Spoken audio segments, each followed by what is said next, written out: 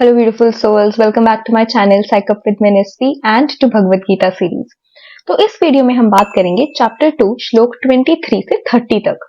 तो बेसिकली ये जो श्लोक है ना, ये रेपिटेशन है पिछले वाले श्लोक की। लेकिन ये श्लोक बार बार क्यों कृष्ण बोलते हैं, ये रिपीट क्यों किए गए हैं भगवत गीता में?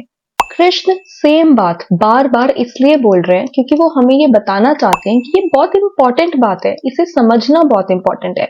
क्या होता है ना, जब हम कोई चीज को बार बार सुनते हैं या बार बार करते हैं तो वो चीज हमारे दिमाग में बैठ जाती है, हमें ज्यादा अच्छे से समझ आने लग जाती है।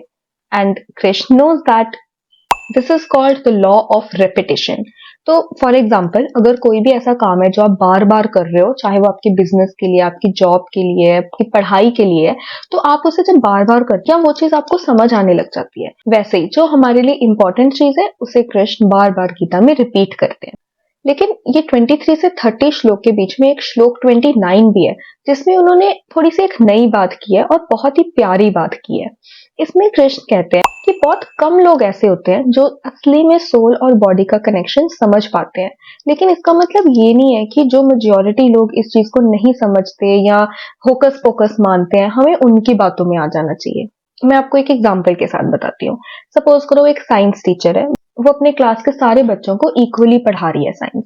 कुछ बच्चों को इंटरेस्ट बहुत ज्यादा आता है, कुछ बच्चों को इंटरेस्ट ही नहीं है, वो बातें करते रहते हैं आपस में। या कुछ बच्चे बेचारे बहुत ज्यादा कोशिश करते हैं समझने की, लेकिन उन्हें फिर भी समझ नहीं आ पाता। लेकिन इस चीज से क्या टीचर डिमोटिवेट होकर जॉब छोड़ देगी? टीचर को तो पता है ना कि वो क्या पढ़ा रही है, उसका मतलब क्या है, उसकी इंपॉर्टेंस क्या है। तो अगर कुछ बच्चे ध्यान नहीं दे रहे या उन्हें समझ नहीं आ रहा, तो क्या टीचर खुद ही समझना छोड़ देगी? उन कुछ बच्चों के लिए जिन्हें समझ आ रहा है, टीचर बार बार समझाती रहेगी।